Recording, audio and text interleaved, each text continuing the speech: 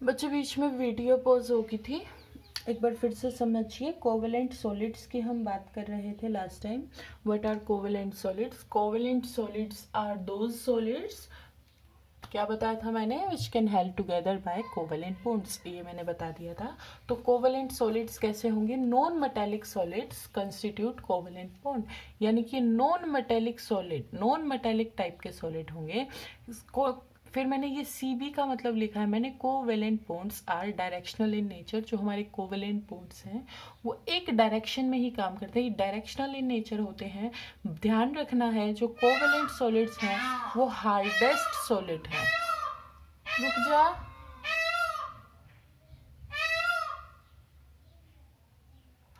Okay, covalent solids are hardest solids and brittle. ये सबसे ज़्यादा हार्ड होंगे और सबसे ज़्यादा क्या होंगे? ब्रिटल होंगे। हार्डेस्ट हैं तो इनका हाई मेल्टिंग पॉइंट होगा, हाई बॉइलिंग पॉइंट होगा। ओके, मैं इसमें ये दो तीन चीज़ें तो आपको याद हो जाएंगी। First property, they are directional in nature, hardest solid and brittle, high melting point and boiling point. Melting point और बॉइलिंग पॉइंट पे एक थोड़ा सा इंपॉर्टेंट कंसेप्ट बनता है, तो उसकी हम बात करते हैं। देखिए, इनका जो मेल्टिंग पॉइंट है वो इतना ज़्यादा हाई है, इनका जो मेल्टिंग पॉइंट है वो इतना ज़्यादा हाई है कि मेल्टिंग पॉइंट पहुंचने से पहले, मेल्टिंग पॉइंट पहुंचने से पहले क्या हो जाएगा? दे डिकम्पोज। मेल्टिंग पॉइंट जब हम लाएंगे तो उससे पहले तो ये डिकम्पोज हो चुके होंगे। तो ये पॉइंट आप ब्रैकेट में स्टार बना के लिख सकते हो, दे decompose, they decompose way before reaching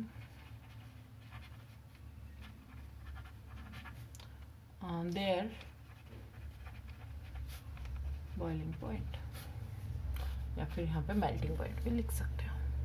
हमने अभी बात करी ये डायरेक्शनल इन नेचर होंगे। दो covalent bonds are directional in nature, hence they can form giant molecules. ये कैसे बनाएंगे? जाइंट मॉलिक्यूल्स बनाएंगे। व्हाट आर जाइंट मॉलिक्यूल्स बच्चे? जाइंट मॉलिक्यूल्स यानी कि बड़े बड़े मॉलिक्यूल्स हमारे बना के तैयार करेंगे। एग्जाम्पल लिख लीजिए इसका। एग्जाम्पल हो जाएगा हमारा ग्रेफाइट एंड डायमंड।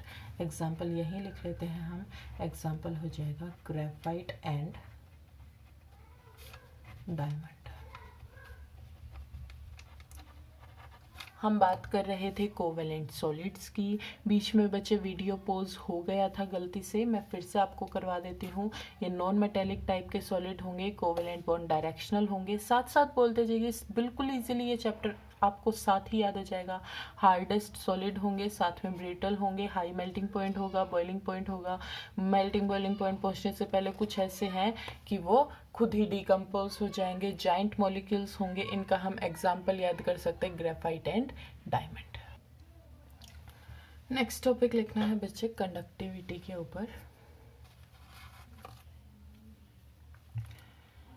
देखिए, हमने अभी बात की थी कंडक्टिविटी होने के लिए हमें फ्री इलेक्ट्रॉन्स चाहिए। Covalent bonds are very strong bonds. क्या उनके बीच में कोई फ्री इलेक्ट्रॉन पाया जाएगा? नहीं पाया जाएगा। तो यूजुअली, ज़्यादातर या फिर generally, these solids are bad conductors of heat and electricity. Okay, ज़्यादातर सॉलिड्स क्या होंगे? ये बैड कंडक्टर्स होंगे। ठीक है, क्यों? ब्रैकेट में लिख सकते हो, covalent solids do not have free electrons। हम डायमंड की बात कर लेते हैं। डायमंड का बच्चा आपसे स्ट्रक्चर भी पूछ सकते हैं। डायमंड एक कार्बन, उसके साथ एक carbon, next carbon, next carbon, next carbon. Tetrahedral arrangement मैंने आपको 4 पेन से बना के दिखाई थी। टेट्राहेड्रल यानी कि जो डायमंड है इसमें सभी किस तरह से अरेंज होंगे, टेट्राहेड्रल अरेंजमेंट होगी। टेट्राहेड्रल के साथ क्या कोई फ्री इलेक्ट्रॉन्स आपको इसमें देखने को मिल रहा है? चारों इलेक्ट्रॉन्स तो इसने इसके साथ शेयर कर लिए ना, तो कोई भी फ्री इलेक्ट्रॉन्स नहीं है, तो नो फ्री इलेक्ट्रॉन्स। अगर कोई भी फ्री इलेक्ट्रॉन नहीं है तो क्या ये गुड कंडक्टर होगा? बैड कंडक्टर ऑफ इलेक्ट्रिसिटी होगा, bad conductor of heat and electricity both. और मोस्ट इम्पॉर्टेंट, हर किसी को ये पता है बच्चे, हार्डेस्ट सब्सटेंस ऑन अर्थ है ये, हार्डेस्ट सब्सटेंस ऑन अर्थ है ये। देखो इसकी हाइब्रिडाइजेशन याद रख लेना, इसकी हाइब्रिडाइजेशन होती है sp3। इसका अगर हम बॉन्ड एंगल बात करें तो कितना होता है टेट्राहेड्रल में? 109 डिग्री 5 मिनट्स या फिर 109.5 डिग्री। ओके, ये थी बच्चे डायमंड की बात। अब इसमें एक एक्सेप्शन आता है ग्रेफाइट का। इसमें एक्सेप्शन किसका आता है? ग्रेफाइट का। ओके, अब हम बात करते हैं ग्रेफाइट की। आप लिख लेना एक्सेप्शन। कौन है? ग्रेफाइट। ग्रेफाइट एक्सेप्शन कैसे है, क्यों है? हम कुछ इस तरह से समझ सकते हैं, जो ग्रेफाइट है उसका स्ट्रक्चर शीट फॉर्म में होगा। जो ग्रेफाइट है उसका जो स्ट्रक्चर होगा वो शीट की फॉर्म में होगा। शीट की फॉर्म में देखिए ये दे रखिए आपका ग्रेफाइट का स्ट्रक्चर। ऊपर ये 6 एटम्स, ये पूरी एक शीट है, ये पूरी एक शीट है, यानी कि 3 बॉन्ड बना रखे इसने। 1 2, आपको दिखाती हूँ मैं, बना के दिखाती हूँ किसी नोटबुक में।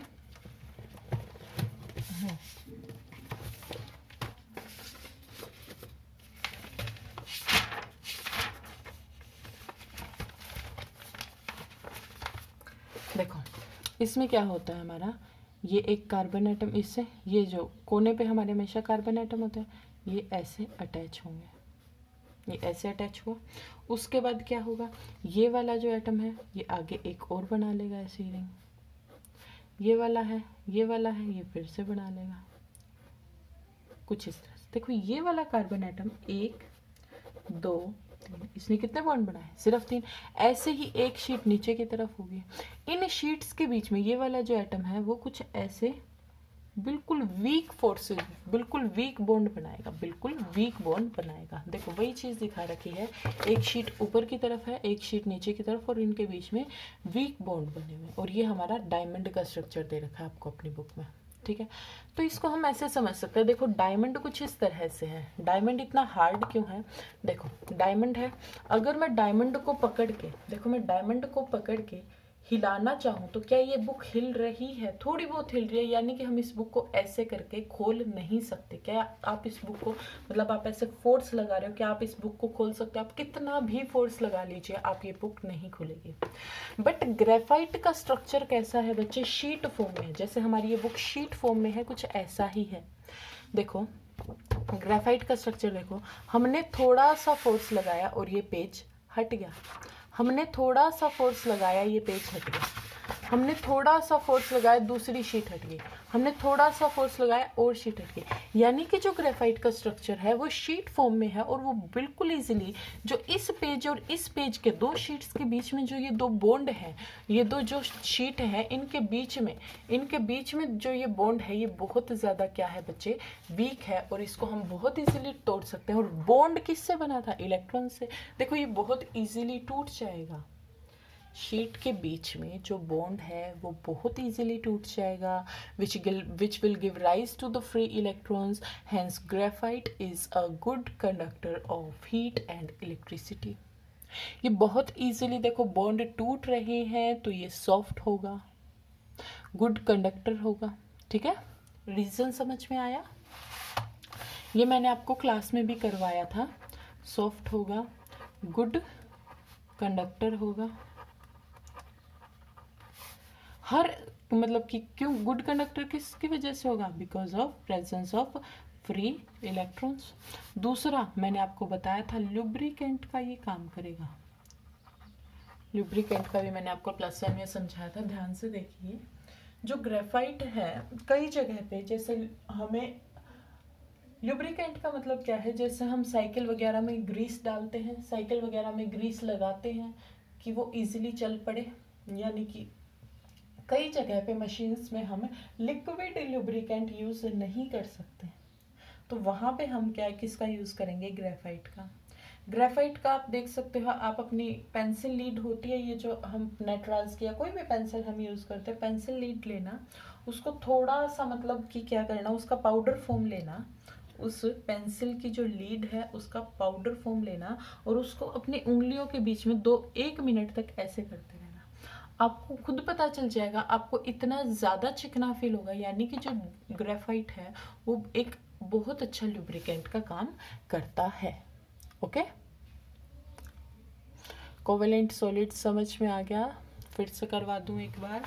नॉन मेटेलिक सॉलिड्स होंगे directional in nature, hardest solid होंगे, high melting point boiling point होगा, जॉइंट मॉलिक्यूल्स होंगे। ग्रेफाइट और डायमंड का हम एग्जांपल समझ रहे थे, इसमें these solids are bad conductor होंगे। डायमंड का स्ट्रक्चर आप बुक में से देख के अच्छे से बना लेना, कुछ इस तरह का स्ट्रक्चर होता है, हर एक sp3 हाइब्रिडाइजेशन में होता है। इसमें ध्यान देना कि 3 ही बॉन्ड बना रहा है, 3 ही बॉन्ड बना रहा है, तो ये हमेशा sp2 हाइब्रिडाइजेशन में पाया जाएगा, फ्री इलेक्ट्रॉन्स पाए जाएंगे, इसकी वजह से ये good conductor of heat and electricity हो जाएगा। इजीली बॉन्ड टूट रहे हैं तो ये एक सॉफ्ट इन नेचर होगा। ओके, इतना समझ में आ गया।